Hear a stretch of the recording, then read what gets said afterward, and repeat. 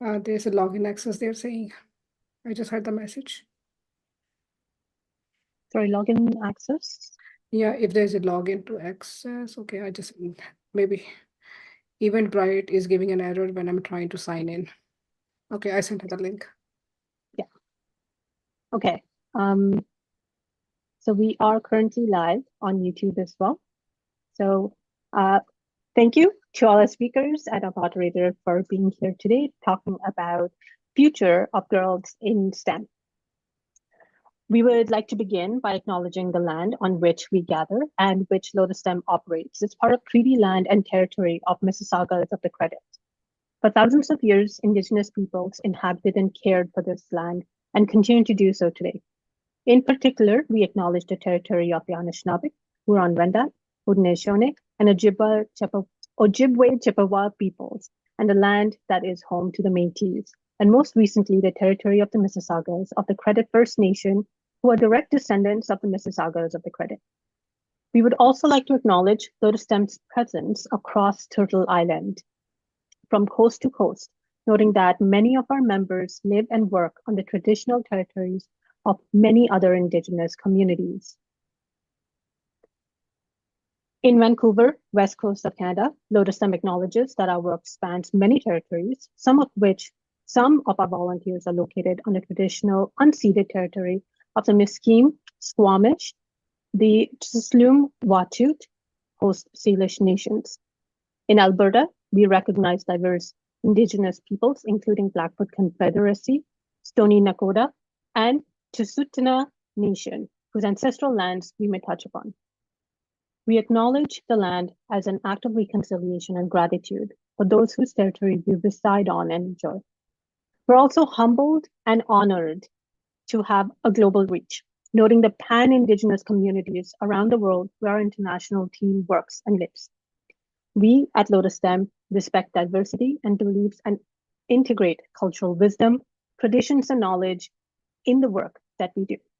We are grateful to have the opportunity to work on this land, and by doing so, give our respect to its first inhabitants, working together towards an equitable society.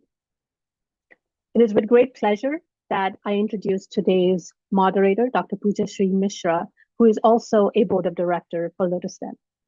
Trained as a neuroscientist, Dr. Mishra currently works as a data analyst for the Public Service Commissions of Canada.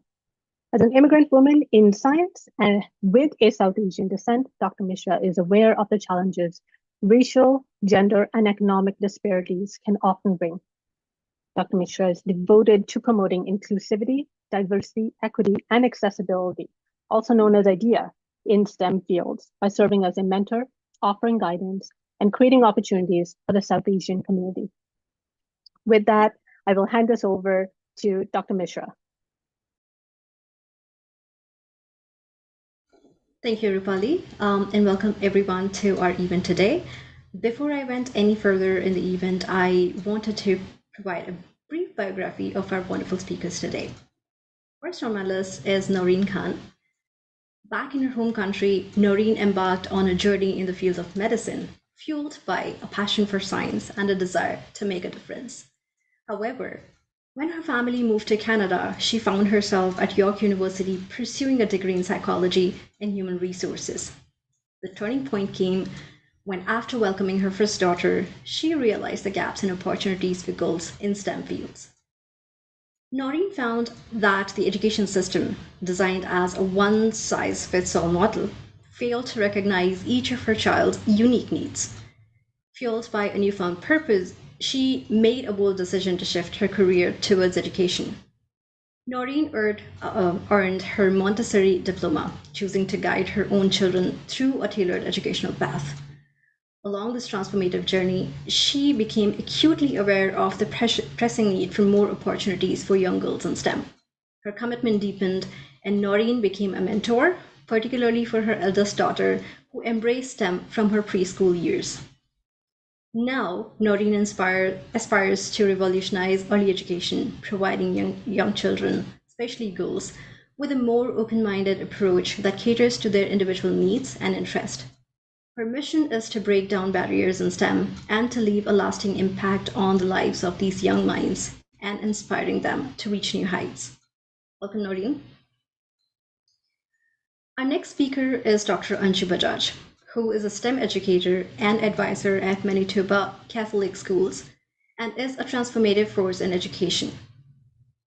Serving as Let's Talk Science teacher leader and Quest volunteer, she is a consultant, researcher, and dynamic speaker.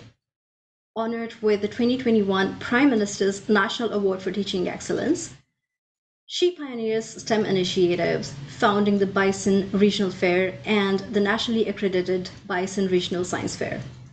Actively contributing to the national curriculum organizations, Dr. Bajaj engages in professional associations, advocating for science education and community involvement in STEM, serving on various national and international boards to promote EDIA. Her mentorship, publications, and community engagement define her as a true STEM leader, inspiring countless individuals and shaping the future. A warm welcome, Dr. Bajaj. And our third, but not least, final speaker is Dr. Jayalakshmi Kelia Perumal. After a bachelor's degree in animal science and biotechnology in PSG College, India, Dr. Kelia Perumal pursued master's degree in neuroscience at University of Madras and a doctorate in neuroscience at the University of Alberta. After a postdoctoral training in stroke at Toronto Western Hospital, Dr. Kelia Perumal got interested in clinical sciences and pursued nursing at Trent University. With experience working in postpartum hemorrhage at the Mount Sinai Hospital, Dr. Kelia Perumal is currently a faculty member for McGill University Ingram School of Nursing, where they're actively involved in research and teaching. Her strong academic background has given her a variety of skills and expertise as a scientist, including working on Rett syndrome, stroke, and postpartum hemorrhage. So welcome, Dr. Kelia Perumal and all of our speakers. Lovely to have you here. I wanted to begin the discussion with some of the questions that I had in my mind regarding the future of STEM and girls in STEM. My first question is, how do you envision the role of mentorship in fostering the growth and success of young girls aspiring to pursue careers in STEM, particularly in the context of South Asian communities? I would like to hear your individual experience on this and would invite all of you to contribute your perspectives. Maybe I could start with Dr. Kelia Perumal. Thank you, Pooja. Thank you for the great introduction. It's a pleasure to be here today. So I'll start answering this question by acknowledging my mentors, because who I am today is because of the guidance and support of my mentors. So actually, the current job I'm working requires a lot of mentorship skills, especially I mentor my nursing students and the new faculties and so on. So I'll start answering this question by some like formal mentorship skills that I learned. So I recently read an article on Harvard Business School, which talks about the 3 A's of mentorship. So there is like availability, analysis, and active listening. So in my point of view, so you can have a separate mentor to address if they're available, analysis, and active listening, or you can have one person do each of the 3A.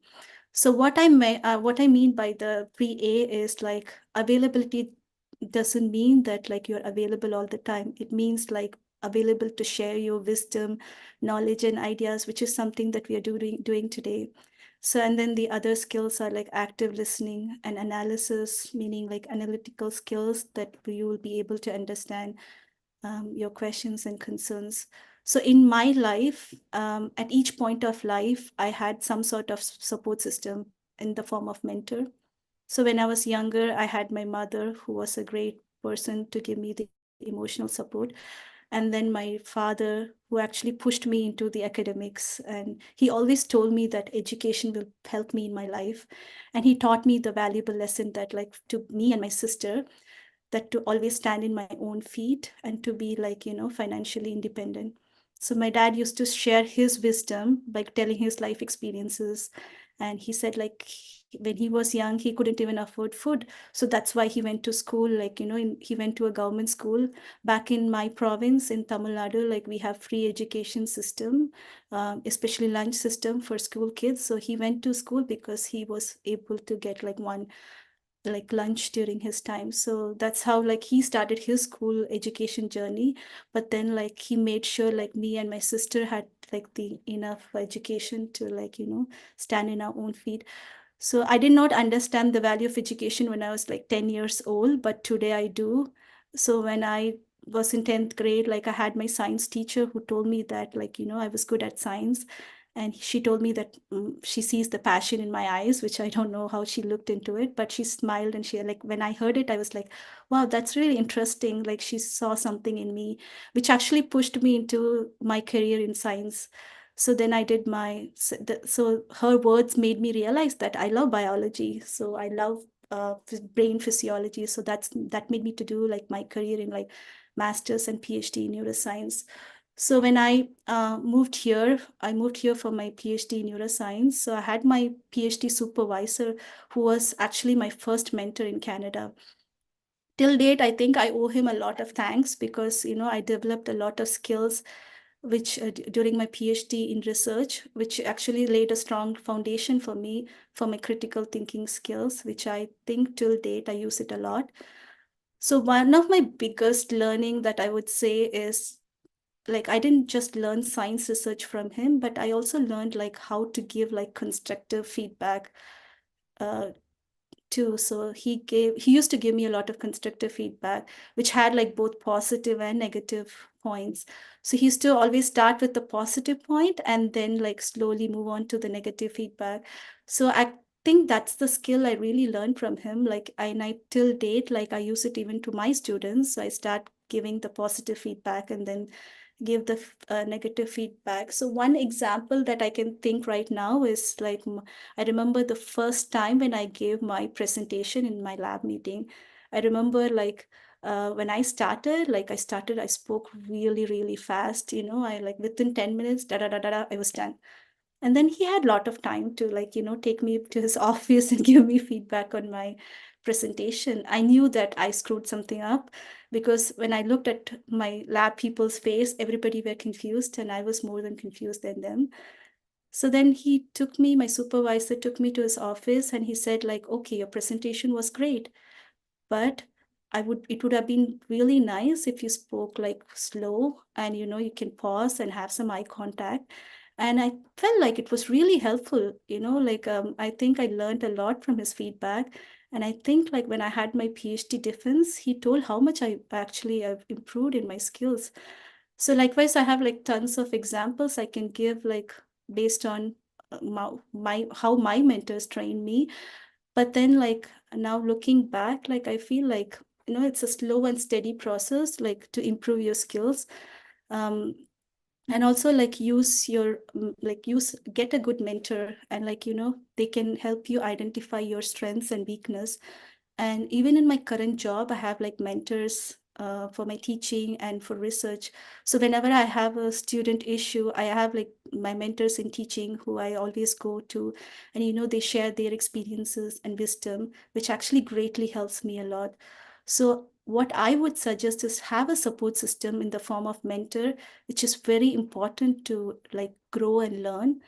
So the last thought I have for young girls is like, please be open to feedback and criticism. That's how we grow. So one piece of advice would be like, find or choose a right mentor. That's it, I think. Thank you for actively listening. Thank you very much, Dr. Carrier Permal. And I really enjoyed and appreciated, especially the fact where you mentioned that mentorship starts from the childhood, from your home, and how we can take these examples and how it's a lifelong process. So many piece of wisdom there. Dr. Bajaj, would you like to contribute further? Hi everyone, good afternoon. My name is Anju Bajaj and I'm from Treaty 1, Winnipeg, Manitoba. And again, thank you so much for having me here. Thank you for putting all the efforts to celebrate this very, very special day, first of all. So today is the International Day of Women and the Girls in Sciences, celebrated by United Nations and all over the world to promote, again, science and technology, engineering and math fields. Thank you for having me among all these wonderful women that I get chance to say hello and just learn more about the work they're doing. So wonderful job that Jaya that I get to hear. Pretty much you covered everything that I was saying because we've been through that phases and as we face in the South Asian women. So it is again, with all due respect to my mentors, because again, I really adore them, respect them from my heart. They shaped me who I am today, right? So again, this plays a very important role in the future careers and future, again, nurturing the young mind. Science does not happen in isolation. We know that, right? Again, we cannot just do that in a four walls here. We need to find some mentors, some help should be there, especially in the South Asian, coming from the different field, coming from the different country. When the names are different, when we come to this, like I came to Canada, I was just my roommate when I was my colleague. His name was Sean, Sean. And I'm saying it's a CN. I say, okay, it's Sean. How Sean is Sean, right? So I'm just saying that the names are different, values are different, our culture is different. So when you're coming, so you need a mentorship at all stages. Again, we are equipped with some, again, skill set. But when you come to different country, mentorship plays important role. So mentor can serve as some guide and they can provide some valuable insight there. They can support and for sure the encouragement. Encouragement and motivation is should be there when you're coming. In this way, you lead as a role model. Do you feel that you're not alone? The help is there. There's somebody been to your place one more time, right? Once upon a time they were there. So lead by example. So if I see past back myself when I came to this country, maybe 2025 some years ago, then it was not there yet. The STEM fields were not so popular there, but now it's gaining momentum, right? So we have our race, we have our own space. I see lots of women are doing it. If we see the stats, gap is still there. Like 30% women are doing the STEM field and 70% are still male dominating. So slowly we are narrowing down the gap. We're not closing it, but still trying to narrow it down. So with mentorship support, with everyone's effort, we can completely, maybe with the time, we will close it, narrow it down to you. For example, the girl, if somebody want to do computer sciences, if they have the, again, South Asian descent people or from their own community, they see them as a role model and they're comfortable to talk them in their own language, their culture. And the parents are, I'm an educator, I'm a teacher, right? So if the parents see that I speak other languages, I speak Hindi, I speak other languages, and they feel a little more comfortable, right? It's not like nothing wrong with that one. You're preserving your own culture here, and you're inculcating the other skills in the future. So mentorship plays very, very important role in the future career. That's what I say that. Thank you, Dr. Bajaj, and I think you raised two very, very important points. First of all, as an immigrant, the experiences might be different, and so it becomes really important and relevant to have a mentor who can understand and mentor us to, I would say, fit in the new culture that we are planted into. And the second point that you raised about having role models who reflect the culture that you come from, I think that's extremely important for many issues, including the identity crisis that a young girl in STEM from these countries, communities might have, not finding someone who looks like her or talks like her to be in the position of leadership or in the position where she would want to be. So I think those are really important points. Thank you for raising those points. And I'm pretty sure Noreen has some more bits of wisdom to add to this discussion. Thank you so much, Pooja, for having me here, and happy International Day of Women and Girls in Science. I'm really, really thrilled to be here and really enjoying the conversation that's happening right now. I agree with both the speakers here. As someone invested in fostering the youth's interest in STEM, I believe that mentorship plays a crucial role in their growth and success. In our cultural context, I believe where traditional gender roles and societal expectations may discourage girls from entering STEM field, mentorship serves as a guiding light and a source of encouragement. Leveraging the strong bond between a mother and a daughter can be particularly impactful in this regard. Traditionally, this bond is rooted in love and shared experiences, and making, the mother a significant influencer in her daughter's life. So, by serving as a role model, demonstrating passion and success in STEM, mothers can inspire their daughters to pursue their interest fearlessly. Through support and encouragement, and mothers can nurture their daughters' confidence in STEM, creating an environment where they feel empowered to explore their passions and thrive in traditionally male-dominated fields. I have personally seen the incredible contributions mentors have made in my daughter's interest in STEM and her STEM journey. And Rupali's one of them. They take their time out from their busy schedules to say a guiding word here and there, and to point, the students in the right direction. To others, it may not be much, but it has a huge and everlasting impact, a really, really long impact, lasting impact. I can give an example of dominoes. So it's just like a domino effect. You have this one push in the right direction, which can actually lead to a chain reaction and the growth begins, right? So speaking from a South Asian's perspective, we underestimate how important it is to meet the strong leaders that look like you, and someone you can inspire to be like, especially for South Asian community who may only see successful people on TV that don't look like them, and then they may think that success is maybe out of reach because they don't look like a certain way. And that being said, I'd absolutely love to see more South Asian women leading the way for young girls in our community and inspiring them to pursue different fields while keeping their values intact. And when I say, the values intact, I mean is, if I'm wearing a hijab, if I look a certain way, that should not stop me from being in those fields. That should not be a barrier for me to achieve my dreams, my goals. And as a mom of a teenager who is STEM lover, I encourage my daughter to, keep on going. Don't let these things stop you or bother you. Your work will show how important you are for the future and what you're doing for the future generations to come. Thank you.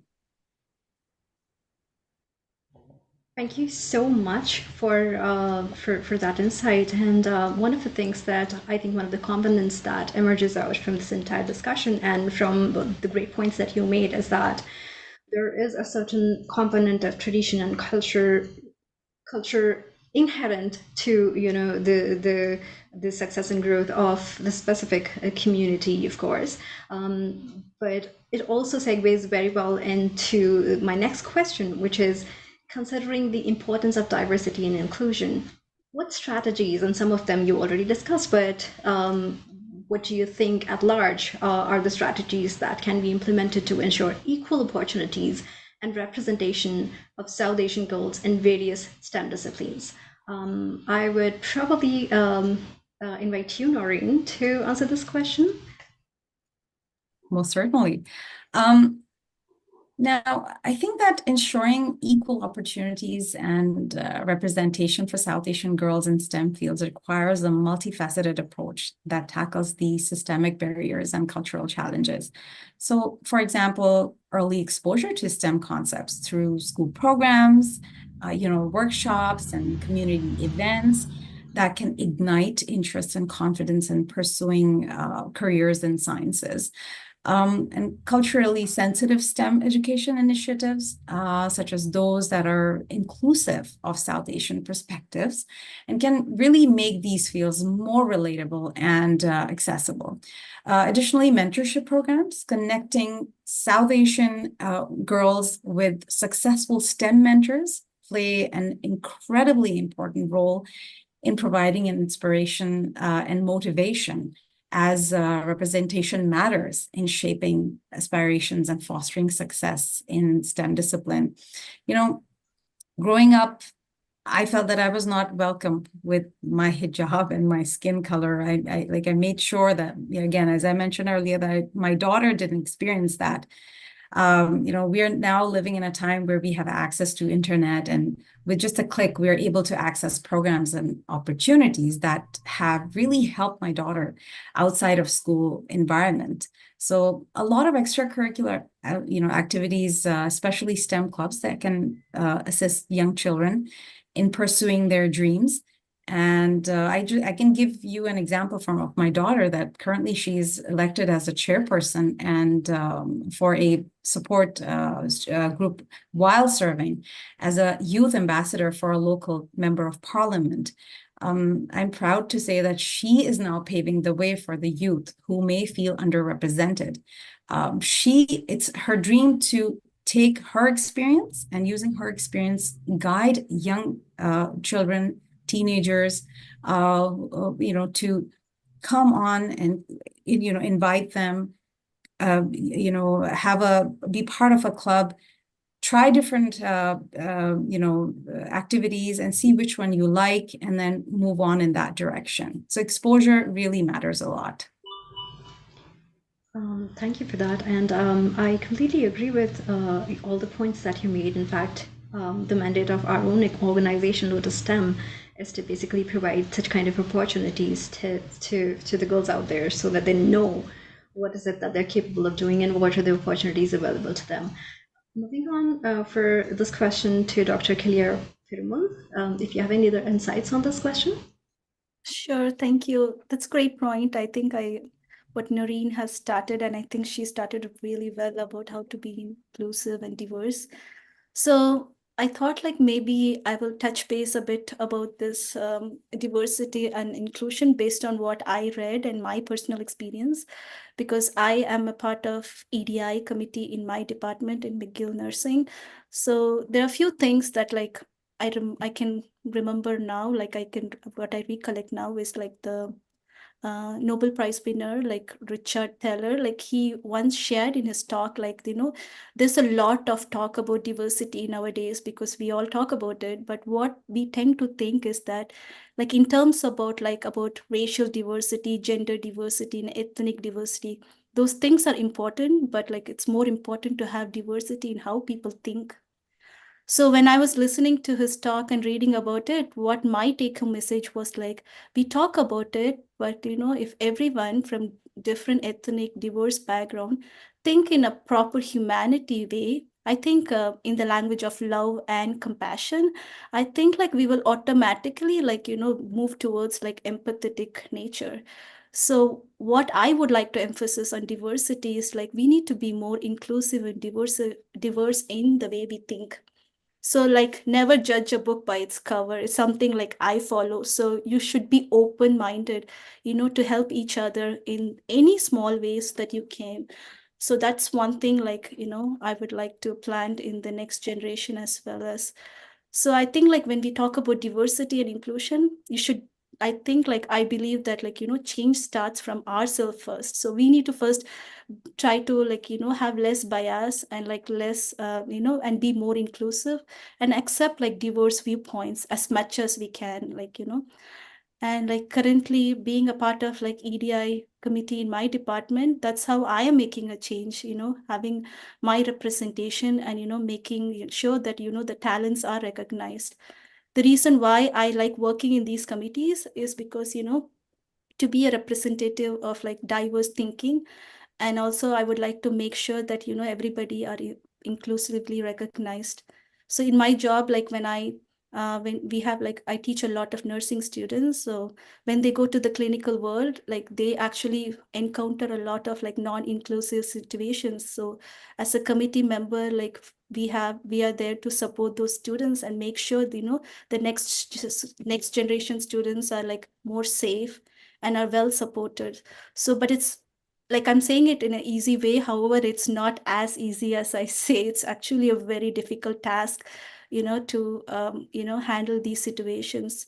And also we need like more funding support to run like projects to support community partners and students.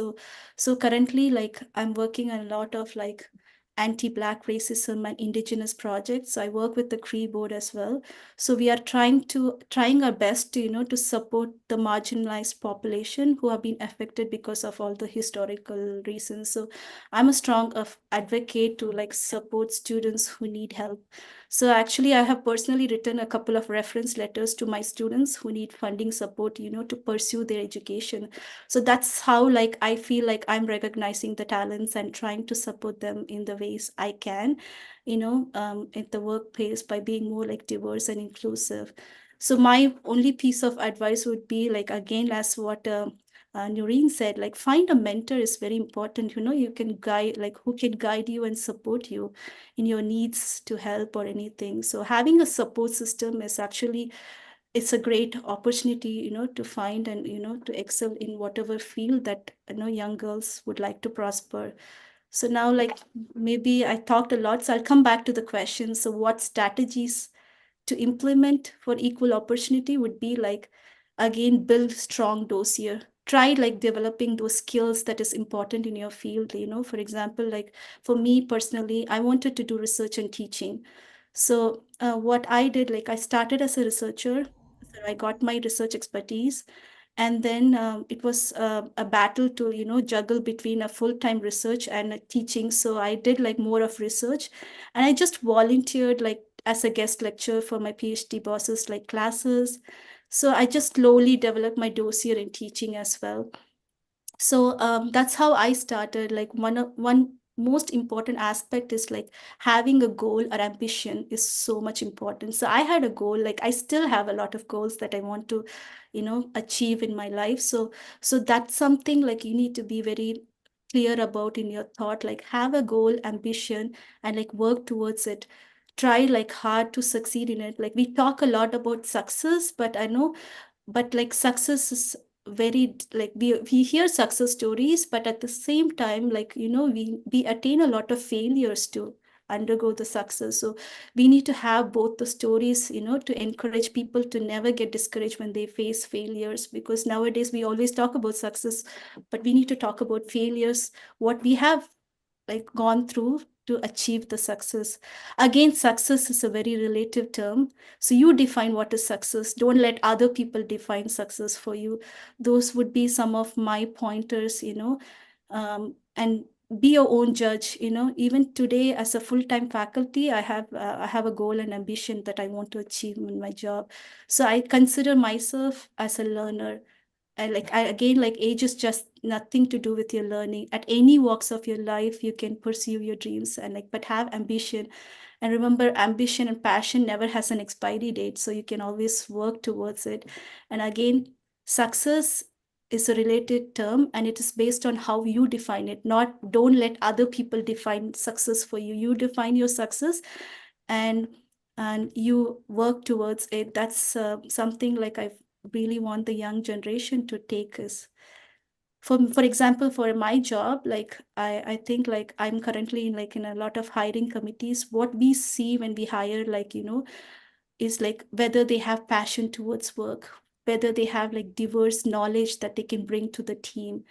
And I think that's why even they hired me too, because I had a neuroscience PhD and I had a nursing degree, and it's a very unique profile, and I showed my passion towards, my present job. And that's how I got my job too. Even after getting my job, like I wear so many hats every day, and like there is like new responsibilities I get.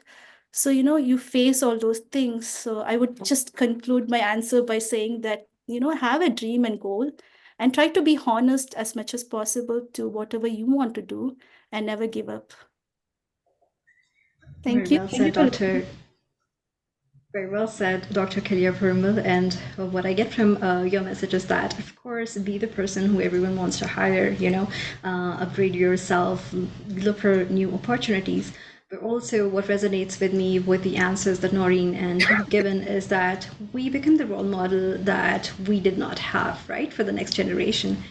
Dr. Bajaj, you are an educator, communicator yourself, and you've done extensive work in this field. What are the strategies that you would propose? It's, wonderful to hear from Noreen and Jia. They already touch upon the many things that I do in my day-to-day life, right? It's very important to include the diversity and inclusion. They are really essential to foster the innovation and driving force behind that. Yes, I have done lots of work to promote it, and I'm still doing it. So again, we know that STEM does not happen in the four walls. We need to go outside the wall, extend some collaboration, and develop some kind of partnership with the industry and with the academia. So these are some strategies where we can do it. And as we all know, it takes a village to raise a child, right? Again, I cannot do everything, you cannot do everything. So it's a like collaborative team that we have to come up together to provide some opportunities, not only for South Asian women, I would say at large community wherever possible. We need to provide the opportunities. And I provide these kind of opportunities to my kids, my students all the time where possible. Just recently, yesterday, we celebrated International Women Day Girl in the Science. So I'm a part of Black Manitoba Chamber of Commerce. So they're one of my few of my students, they came forward. And I feel really honored that because we had this platform, we organized this event in the past. So they came forward that they asked me to be moderator for that event. Isn't it amazing to see now the girls are taking lead on that one instead of me telling them what to do? They told me, Dr. Bajaj, we would like you to be our moderator and ask us some question. We are designing a panel. So look at that. Now the girls are doing that one, right? They are leading this activity, right? And they're telling you, they're assigning me the role now. So that made my teacher heart very happy. I was so happy to see that. Now, looks like a mission is accomplished, that we are going in the right pathway there to empowering and inspiring the young people there. So we need more of this kind of platform where the community, we need to engage community with us. Because as I said, we need some partners. Parents they spend time with the parents there, with the siblings and with other industry. As I just said, we need a funding because everything has a cost. We need some space, some infrastructure. So we need a community as well, permissional, as well as a government support to come forward and support this program. We need this collaboration. We, in Manitoba, I deal with the northern communities, remote and reserve communities. I easily, if I say other than my school job, easily mentor more than 1,000 people, 1,000 kids in a year at least. So what I do, I arrange workshop for them, seminars, symposium. I'm trying my best to do my own. But again, I have some sister organization this is why I take part in different organization who help us, who support us. We need more and more people to make it accessible. Science should be accessible to all. It's a life skill. It's a must-have skill that we need to know science. Look at what happened in the COVID times, right?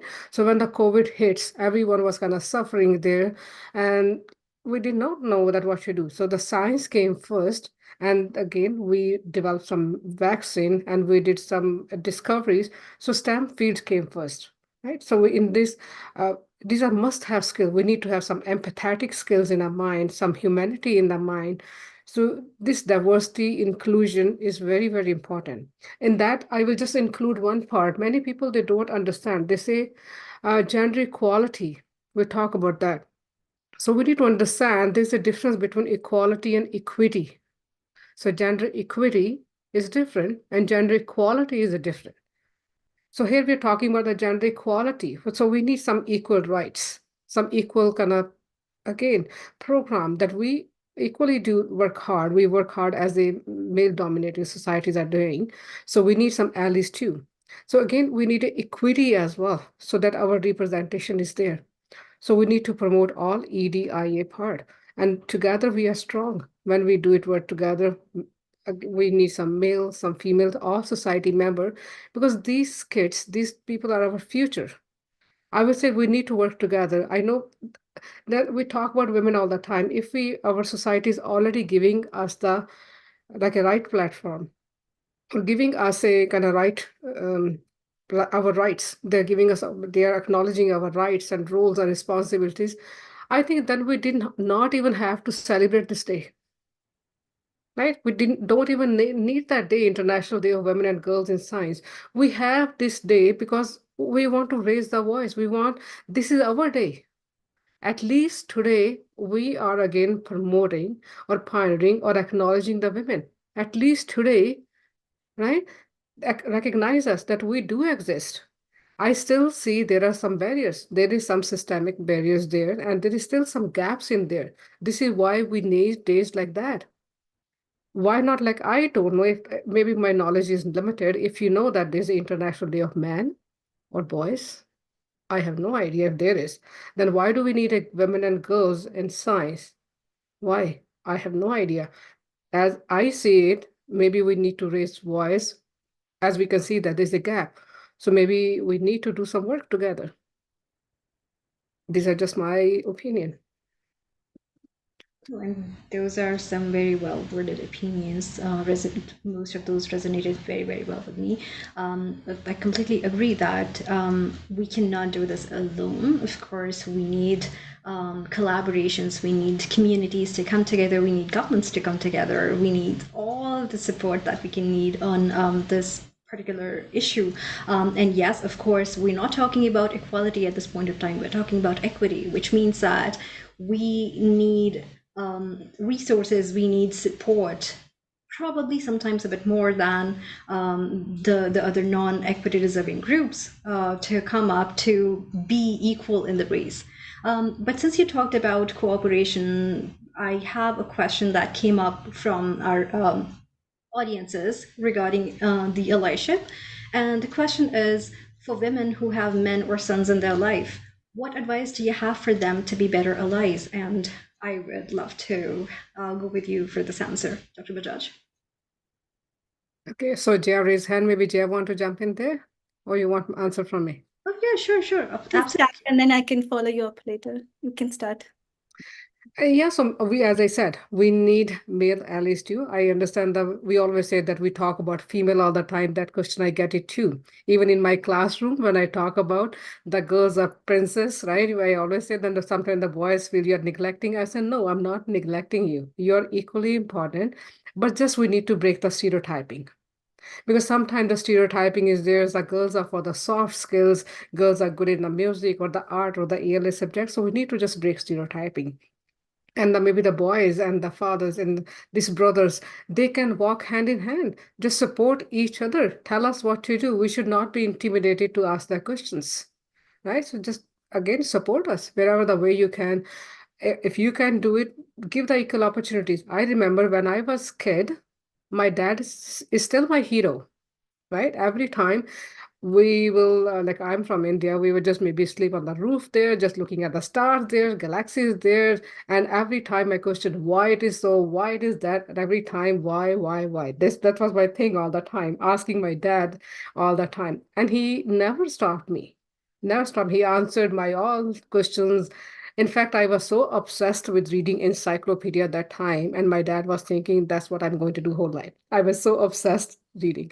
So again, my dad supported me, and he still today he support me all the time. Whatever is my decision, he helps me. So we need male members there. It's only I'm talking about the in general about the society. We need to break the norm. We need to break the stereotyping and break the barriers.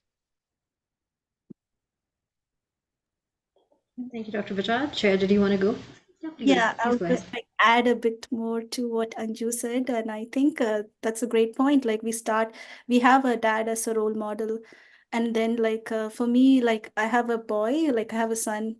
So what I would think, like we need, as you said, like we need more allies, and I think like change starts from our home first. Like how we treat, like what we teach our kids is more important. Like we need to teach, like in our home especially, we role model. Like both me and my husband, we both work, and I think like my husband is a perfect ally because we are for each other. And like, for my son, like, I had my son first and then my daughter. So at home, he sees both me and my husband going to job. We both bring food to the plate. So he's been seeing us as a role model. And I keep telling him all the time, like, you have to be respectful for women too. Like, and I think the teaching part starts from our home. And we have to be very cognizant about it, like how we raise our kids, so that, like, so that at least, like, I'm hoping in the next few generation we'll have less of the patriarchy we are talking about today. Because how we raise our boys, raise our, like, even at work, nowadays I see a lot of change. There's a few nursing students who are boys. And initially there was a stereotype like caring is always a woman, but now it's slowly changing. Like caring, like men can care too. Like, they have the thing, but I think, like, society wise, we were suppressing a couple of their behaviors for a longer time, that it wasn't expressed. I see a great caretaker in my husband all the time. Like, he takes care of the kids when I go to work. So we have like a perfect, like, we try to balance it out. Like, when mom works, dad takes care of the kids. When dad works, mom takes care of the kid. So that's how the kids learn when they are growing up. So that's how I think, like, we have to bring in allyship too. Like, we start ally from a home, and then probably slowly the society will start recognizing. And change takes a while, so maybe hopefully it takes a while. I remember when in my mom's generation, I saw less women at workforce. But then during our generation, like in 1990s, more women started getting education and, going to school. And, like, we have a little bit better women workforce today. And hopefully the next generation, hopefully, I'm trying to be a positive here, like, Yeah, fingers crossed. Right? guys, change the situation. And maybe after a few generations, like 5 6 generation, we'll be talking about something else here. Yeah. Not So celebrating specific day for women and girls in science, like it's Yeah, absolutely. celebrating International Day of Science only, right? Not Yeah. specifically for I would love to add something here. As you mentioned, the question that came up, I absolutely believe that, we all are a team member. I am so blessed to have such an amazing husband. He's my role model. He supports me completely. Any crazy thing I have in mind, yeah, let's do it. And I just keep saying this at home and repeating this at home, that, behind every successful woman is another successful woman. And behind that successful woman is a successful man. And behind that man is a successful woman. So we're a team. And this is how it should be. If, for example, with my daughter, I have organized so many classes for her. I've, helped her keep running, taking her with me to different classes that she wants to, attend. And I have a son as well. So now I'm taking a step, backwards and like, okay, I have a son too. I cannot really ignore him. So I'm creating a platform for him to come up and enjoy these STEM activities as well. And his sister is helping him as well. So again, having this team, it all comes from your home. You need that really, really strong support from not only your husband, but my dad. He's still at this age. And for me, I'm old. I'm a million years old. And he keeps telling me, okay, yeah, study this. Why don't you study that? I'm like, yeah, sure. I'm going to do that. I mean, he pushes me. He pushes my kids to, okay, educate, get out there, learn whatever you can, because that never gets old. Education will continue. And since these kids are going to, are growing up, we want to give them the opportunity so they can take that knowledge and pass it down to the next generation. Again, to make this place a better world. And hopefully, as Dr. Anju said, we won't be talking about this probably in the next few years, and I hope it happens quick. What wonderful discussion. And I see it, yes, as a responsibility of the women to educate others, including men around us, on what this future should look like. And of course, the men around us who are helping us becoming who are in this generation, and then, taking that wisdom to the future generations as well. You did mention something about, having your son and your daughter, pushing them towards the STEM fields, educating them. And I think that kind of segues into one of the curious questions that I had for this panel today. So STEM is a field that evolves rapidly, and we've seen STEM, evolving rapidly in the decades that we have lived on this earth. So, in this rapidly evolving landscape of STEM, what emerging trends or fields do you see as particularly promising for the future? And how do you particularly see encouraging women and girls, especially from the Asian community, to progress in these STEM disciplines? Okay, I can go first if you like. Okay, so because I'm in education field and I see the education trends are changing from the past few years to this year. So when I was again in a school, the focus was on the core subject, like, okay, do a master's in physics or chemistry or biology. That was a focus. Now the shift is changing to applied subject. And we know for sure there will be future job is not even exist now, like a space agriculture, right? We don't even know that how does it going to look like, and these are going to exist. The trend I'm seeing is mostly towards the artificial intelligence, right? These things are coming so much, like in it's like hot topic. Everyone want to learn about chat GPT or AI things are becoming, or the biotechnology, bioinformatics. These subjects are really hot topic nowadays. Again, just apply to physics, chemistry. The trend is coming, just combining two or three subjects together, not go solid into the physics sciences or life sciences or physical sciences. Even I saw the sustainability lawyer. There are some jobs coming like that too, right? Sustainability. When you talk about the sustainability, then lawyer, and I see some people in a law background, they are doing the doctorate too. Because again, I understand when you're doing that like a physician, then you need to see the legal aspects. There are some legal kind of aspects there too. So this I'm saying that these subjects are emerging, and it's always fascinate me that new technologies are coming. We need to stay again on the top of everything, but how much to learn there? And some renewable energy sources and these subjects. I really, when I was a kid, I never ever heard there are some things coming. And when the kids come with some questions, this amazes me. So for sure, I see trend is towards the artificial intelligence or biotechnology, bioinformatics. These subjects are emerging. So again, if I see data, the statistics, the girls in general, they are good in sciences. They are doing good in science, like a STEM, if I talk about science, technology, engineering, and math. We need more girls in engineering field and technology. That percentage I see is still little low. But in terms of just the science field is, I think, keeping up. We are doing fine with the physics, chemistry, like a solid subject. Engineering field, no, 7-8% only. Math, still low. So we need to work on that. If somebody's thinking, then I think they should start thinking about some engineering and technology, because we don't have very many people in representation in there. Thank you. Jaya, please go ahead. Yeah, I can just add a bit for what Anju said, like, because my sister is a civil engineer, and when she did it like earlier, when it was 1990s, 2000s, that's when she studied. And I think like in a class of 40 students, there were only 3 girls.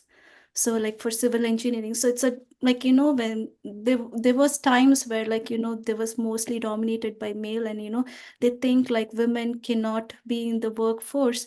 So it's very hard even till date. Like my sister is a civil engineer, and she's in a bigger post. She's in a central government. She's an officer in the military engineering service. Until date, like there is the gender stereotypes there. They still say, oh, you're a woman, how are you going to handle this difficult situation at job? So they always have the question. But as a woman, like you have to like prove you have to work double the time harder than a man to prove yourself, which is something that shouldn't be happening, but that's how she's surviving in her male dominated field. But I think like I get very much inspired seeing my own sister who's like working in the field. So my thought on like, this question is like, I would say just follow your passion.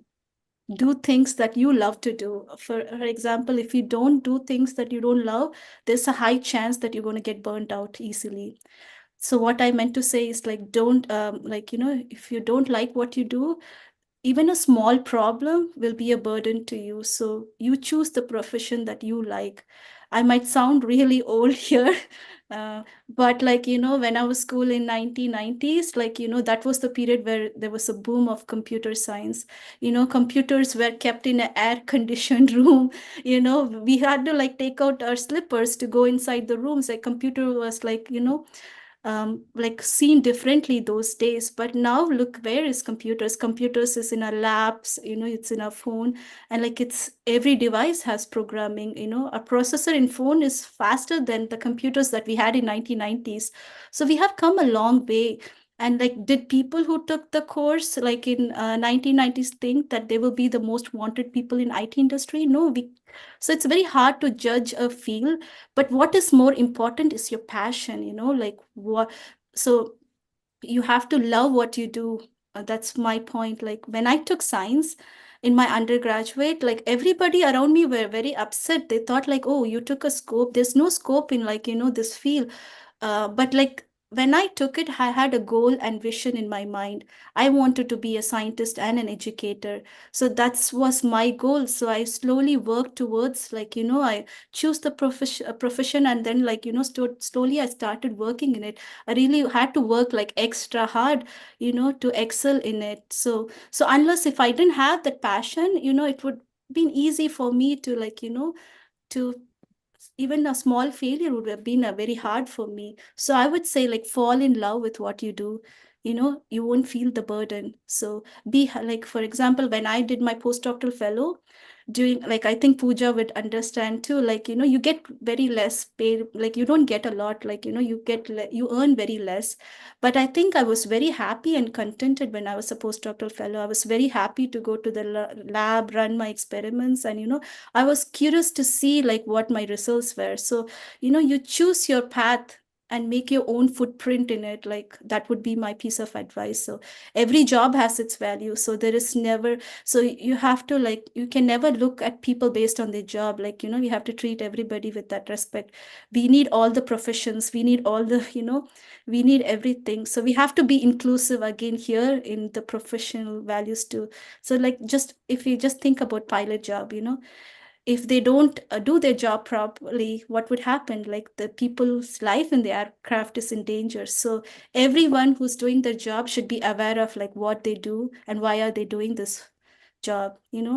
So that would be my piece of advice. Like, do whatever you love to do and choose your path. The reason why I'm leaving this question open-ended is because, and I'm not choosing a path or a pointing towards an emerging trend, is because today's emerging trend might not be tomorrow, or like that we will have something new. So there's a constant changing factor here. So what is constant is your passion for learning and what you want to do. So that would be my thoughts here. You know what my friends say sometimes? You said that do the job, and again, you will be enjoying that. You never feel like that you're working. My friend jokingly said, do the job that you do, and you will be working forever. Because you are so passionate and so glued about that one, and you know that you don't feel like working, but you'll be working on and on and on. I can see that we are so passionate about what we do, and you'll be working forever. There's no, we need to find a balance too, the work-life balance. That's very true. When you love your job, like you always like have a reason to work, like I know. so you never get tired of working, and you And always see that, to do more and more. yeah, you'll be working forever. That do the job that you like to do, and you'll be working forever. And that's why you have those brake pedals in home, right? Like you have these kids who actually, remind you that like, They have a remind you the work-life work-life balance. balance. Work-life You balance, have, they remind you. and you need to have good friends around too, like, who can say like, you Yep. need to have this balance and take care of yourself too. And that's something that I'm learning as I'm getting older, is to have that work-life balance and to Yeah. stop, to have like a brake pedal. For me, I, schedule too. For me, it helps. I'm sorry, I mean, if I'm jumping on that there. I have to schedule my time, even for my exercise. I go for my kickboxing in the morning. Then I have to schedule myself. Okay, this 6 to 6:30 or 6, 7 o'clock is my this time. If I'm scheduling, then I'm working, right? Otherwise, you are really on the go, working women and working full-time mom there, working other jobs. So life is not that easy. So you need to find a way to make your own life in a balance. Right? Yeah. So you just Absolutely. schedule. I don't know. My life, in summarizing in one word, is a meeting. No, I'm really enjoying this conversation, and referring back to the question. Um, I'm so glad that Dr. Andrew brought those numbers up, because we have to recognize that we have to keep in mind that these numbers are quite low, and we have to give exposure to the youth, especially girls, to come in and give it a try, see how you like it. And I agree with Dr. Jay as well, that love what you do. Otherwise, it's going to definitely burn you down. And that being said, I mean, the trends are definitely going to change. They're not going to be, I totally agree with her, they're not going to remain the same. But if you ask me personally, my opinion is that for now, for currently, the time that we're in, some of the emerging trends that are in right now are definitely artificial intelligence. There's biotechnology and renewable energy.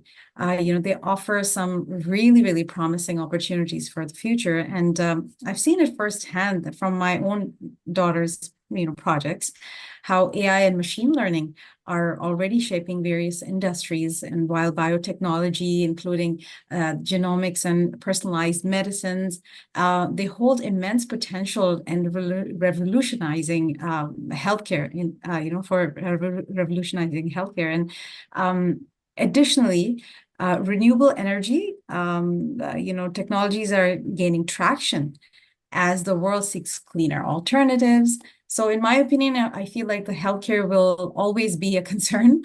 There will be opportunities there, there, as there are already like long waiting lines for patients. And in the future, we will definitely be seeing technology play a bigger part in the health sciences, from artificial limbs and organs and wearable devices to track our health. To encourage the girls, I would say explore these areas. We have to provide the tailored exposure, experiences directed towards their interest, and education and support are really important in order to achieve those goals. And this basically includes we can create STEM programs that are focused on these emerging fields and highlight female role models within those fields, and providing mentorship programs, connecting those girls with the professionals, as I just mentioned, and fostering a supportive and inclusive environment so we can empower the girls to pursue exciting and impactful careers in future of STEM. And just an example that I would like to give over here is I've seen through my daughter, I've met a lot of people, and one of her friends that I've met recently, she's really excited about biotechnology. So when I met her, it just clicked right away. Hey, if she's the expert here, she's very young. She just started university. So I asked her if she would be interested in, educating young children, elementary kids, to see what this her field is all about. So I'm organizing a workshop for her in coming weeks. So she is coming in and she will be teaching kids about DNA. She's going to be telling kids how we extract DNA, what is DNA is all about. So these little exposures are not only helping the children, but it's giving that young lady a chance to pass down that information, create excitement about learning. You never know, out of those kids that are attending, someone can look up to her one day and say, oh my gosh, she was I saw her, I attended her workshop, and I look up to her, and she's the one who inspired me to be where I am today. And personally, at home, my husband is in information technology and I lean towards the health sciences. So my daughter, just to keep the peace in the house, she really enjoys working with biotechnology. So she's enjoying that and we are completely supporting her in that direction. And not just my daughter, all my kids. So this is I hope, providing these opportunities will again bring out the interest in young girls for the love of science. Absolutely wonderful response. I completely echo and agree with everything you and Dr. Bajaj and Dr. Khadir Perumal said. In the spirit of celebrating women today and in the spirit of the discussion, I have a slight tidbit to add. A shout out to a person called Dr. Radhika Patnala, who's actually combined her passion for arts with her knowledge in science, and she is currently working as a graphic designer for scientific designs and has been published as the cover pages of reputed journals like Cell. The thing that she did is she combined two things that she loved, science and arts, which seemingly in the past were never to be mingled together, but she was able to come up with a profession that I would say was groundbreaking. She paved the path for herself. And I look up to role models like these. Again, a South Asian woman breaking the barriers, right? So I look up to women like that. And hopefully, our future generation would be able to, or courageous enough, bold enough to venture into the fields which do not exist so far, but have great possibilities in STEM fields and are needed, of course, right? So I can move to my next question, which came from the audience, actually. It's a good one, too. Women and girls enter the workforce in science, but are severely underrepresented in the positions of leadership. How do you think we can strive to change this in the next decade? And put your leadership hats on, and I welcome your responses on this. Yeah, I see that a lot too, that we are just, again, at the stages, and I can see there are assistant profs there, and there are some in the jobs there. When it comes to the CEO jobs or some director jobs, most of the time I see is a male dominating society, which sometimes bothers me too, personally, that we are doing again equal work, and we are again equally kind of educated. Again, I'm not going to brag about myself that I have done 4 master's degrees, right? And I'm doing my second PhD, and I'm internationally educated teacher. And again, at the same time, I got the Prime Minister's Best Teacher Award too. But again, every time I have to go for higher position, right? Then I am always overqualified, or I'm not enough. Not sure why. Maybe it's my accent, maybe with my this thing, or I have no idea. But again, I really would like to see the shift, that what is bugging, what is bothering them. But I really like to see the future, that women have a space on the table. They have the voice, and when they can share the whole household talk, and they can do still the same full-time job, they can have a baby, right? So they are doing multitasking, that how come they can't do the CEO or other big jobs there? Not sure why, but again, we need to understand that maybe society, I have no idea. I don't want to blame the fully thing on society either, or our system is made that way, but it's about time that we need to shift our roles, change our role. As I talk about equity and equality is really important in that one. What my colleagues would say about that, I'd like to hear from them. Jay, you had your hand raised. Do you want to contribute? Yes, I can talk it's a very hard topic to cover because again, like as Sanju said, it's we cannot blame on certain things. But what my thoughts are is like having more women representations, in every field would be actually one thing that we can work on. Maybe like in the next few generations when we pass on, when we have more women in the workforce, this can change a bit, having more women leaders, because like women have so many hats to wear, like we have to balance again like work life with family, like, you have to deal with so many things. I think like slowly when everything, like, when you have more allies, which we talked about, like, which are like a lot of males coming and supporting the females, I think like slowly we'll have more representation, and which can change the perspective of like having more women leaders. We have a lot of, like, women, like inspiring women leaders everywhere, but we have less of them. Hopefully, like one day we'll have more of them, and that's something like we can work as educators. Absolutely. I agree with both you ladies here. It is extremely important to highlight those women, especially the women in STEM who are from South Asian background. The highlighting is really important, and I couldn't add more to their comments, because I totally agree with what they're saying. It's important. The exposure is supposed to be there.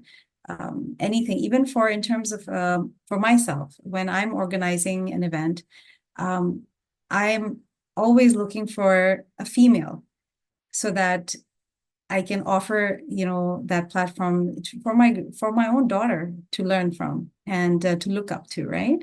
So again, as I mentioned, it's really important to have that kind of exposure for girls. Thank you.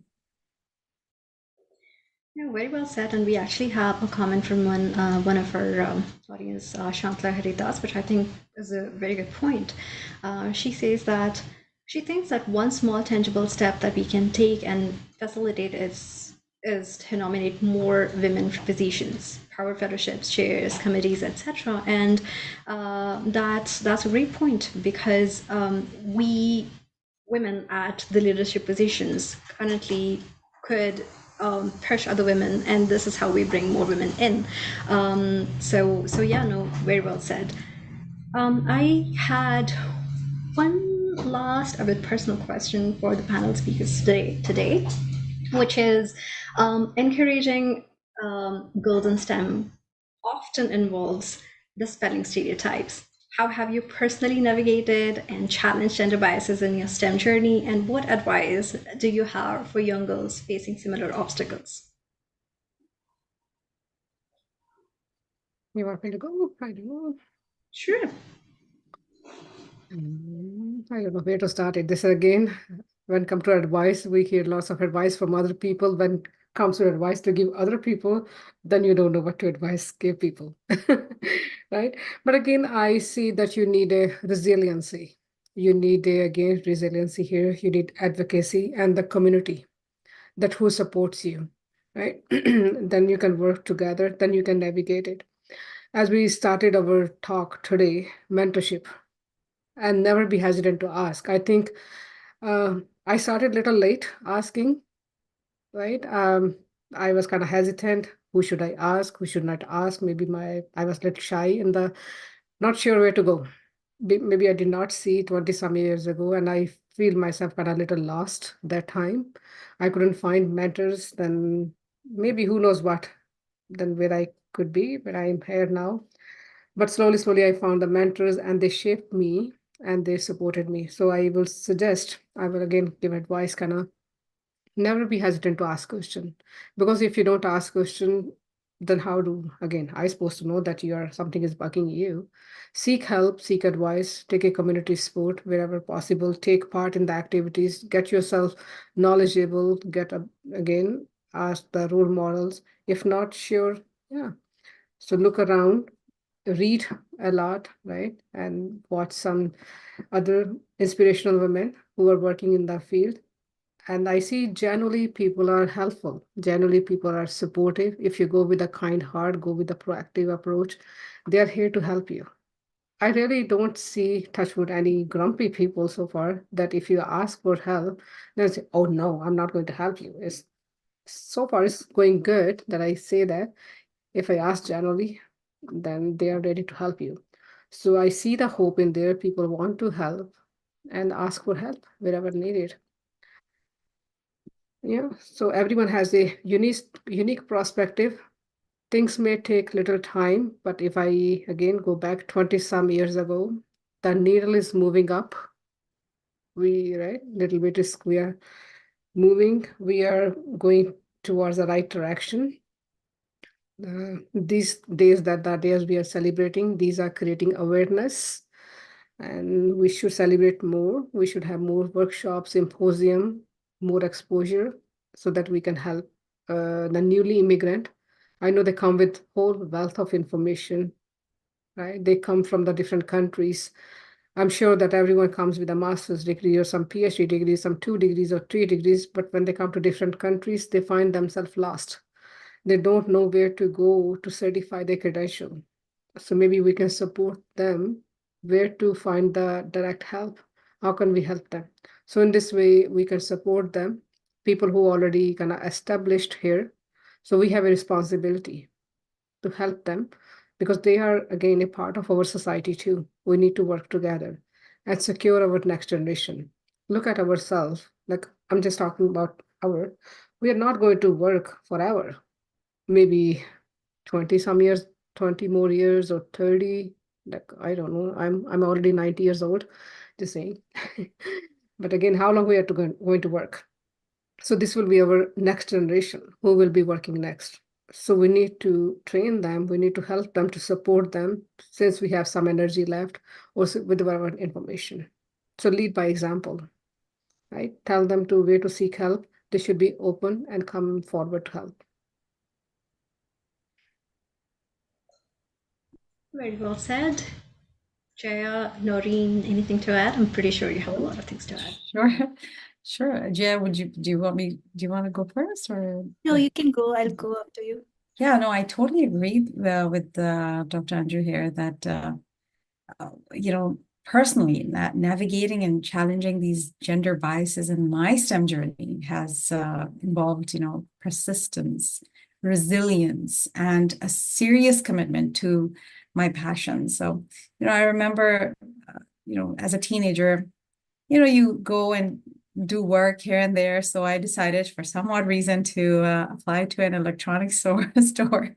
And it was very odd, but I was really, I was really interested to learn about electronics. And when I applied there, when I went there and I started working, I would see people would just completely ignore me and would walk away, and they would look for male sales associate to help them with their questions. And that really bothered me. So one day I saw a customer coming in and I just didn't let him pass me. I'm like, yes, I can help you. Ask me a question. Go ahead. And when I did answer those questions, he was in shock. He just purchased and he left.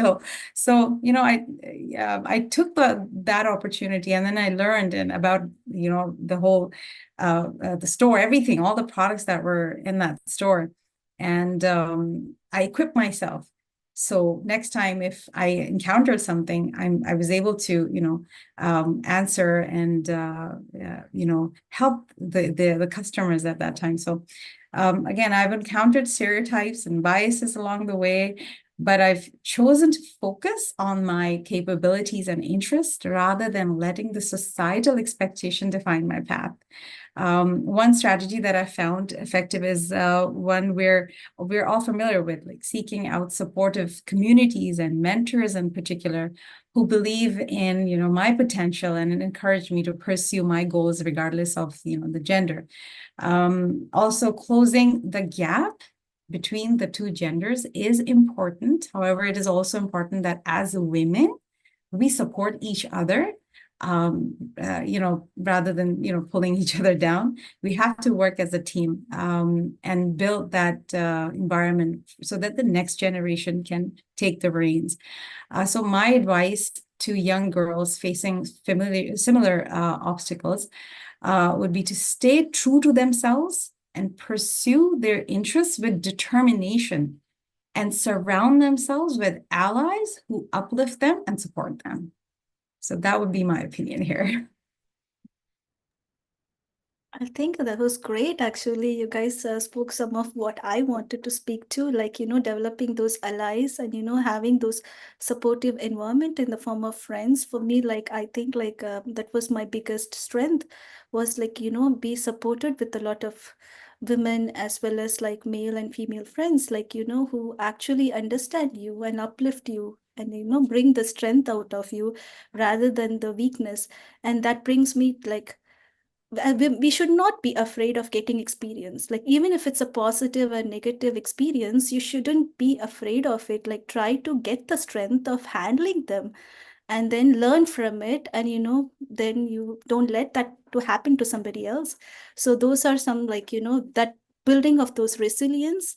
You have to let those experience sink in you, and we have to always, like, understand what's going on, and feel like, you have to, like, resonate on what to do with it. So actually, my piece of advice would be to never give up. Like, even if you hear comments to your ears, like, girls can't do this job, like, I would, like, take it as a positive change and try to change their attitude by doing well at, you know at your job or your skills. So the point here is not to take too much pressure, but, like, but, like, when somebody is throwing the negative comments, like, try to work on it. Like, growing in India, like, I faced a lot of challenges too. When I got my PhD admission in University of Alberta, a couple of people spoke to my ears, like, if she studies this much, like, how are we going to find a boy for her to get her married? Like, my dad actually was my biggest ally there. He said, like, it's her life, let her decide what she wants to do. So, now every time I go back to India, they show me as a role model for their kids. But it takes a lot of time. It didn't happen overnight. It took me, like, decades of my experience and me growing up, like, for people to prove that, that, like, women can do this.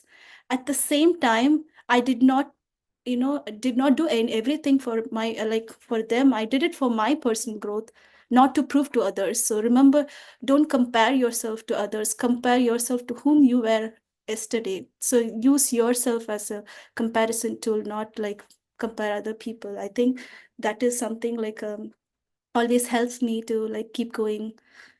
And, like, one example that I have from my recent life experience, like being an educator, is like, fortunately or unfortunately, I could say, like, I didn't take a full mat leave for both my kids. So I had to, like, when I had my daughter, I got this job. And when she was 8 months old, I had to, like, go back to work. And then I had my husband, who actually was a great pillar of support for me. He said, like, okay, let's do this together. Like, let's handle this. And then when you have a child, obviously you have to, the kids keep you awake, like, overnight, and, like, you're sleep deprived, and then you go push back to work. The next day you are, like, tired and exhausted. So once, like, what happened is, like, I had my office hours before, like, every time we have a final exam, I have my office hours and my students come to me. So one of the students said that, like, Jaya, you are a role model to me. I want to be like you when I grow older, to have, like, a work and, like, have a family too. So I was like, okay, that made me feel better, like, okay, so I'm doing something, I'm role modeling here for the next generation to look up me, and, like, they can do this as well. It's not they're seeing us and they're growing from us too. So that's how I feel like you try to, like, have more role models in the field, and you have more women in the workforce to be very representatives in every field. So I would say, like, we just learn from our life journey, and, like, we learn from it, and don't let the negative things affect you too much or pull you down. So we need to have our own story to tell others, like, the next generation. So try to build a support system, so that when you're facing any gender discrimination, you have friends to hold up on, to get the support, and also have a good ecosystem, like, filled with people who have, like, unconditional love or support. So keep working, doing what you love to do, and, have that dream or ambition in life to work through, and, learn from failures. The failures teach you a lot than success, so learn from it. And remember, change takes time, and we have to be patient. We still work, and we keep making the small changes we can do. So thank you for listening. Thank you so much. Those are great insights. I enjoyed the discussion so much today and learned so much as well. So, if what my take-home messages from today are, of course, we need equity in the society. Of course, we do need a system, allies who support us. But at the same time, looking into our own selves, making ourselves a better version of ourselves each single day, finding opportunities, finding mentors, creating a support system, especially, you know, as an immigrant coming to new lands. I think those things are also equally important. That's the take-home message that I have. Thank you for being such wonderful moms, educators, you know, advocates of equity in science while pursuing a career in science at the same time. That's a lot of work, so thank you so much. You deserve to be celebrated. And well, again, thank you so much. Lotus STEM strives to advocate for equity and continue the work towards promoting better career opportunities, successes, or mentorship for the girls in STEM, specifically from the South Asian communities. So thank you for complimenting the work. We look forward to having you again with us, working together with us. I also wanted to take a moment to thank all the audiences today for their questions, for their attention, and we look forward to having you again for next events. As I close the event, I would invite all of you to follow up the work that these wonderful women are doing. But also the work that Lotus STEM is doing as an organization. Feel free to be associated with us and learn more about us. And till then, have a happy rest of your Sunday and enjoy. Thank you for coming here today. Thank you. Thank you so for much. having us. It was enjoyable. Thank you so much for having me. Thank you. Thank you all. Thank you. Thank you.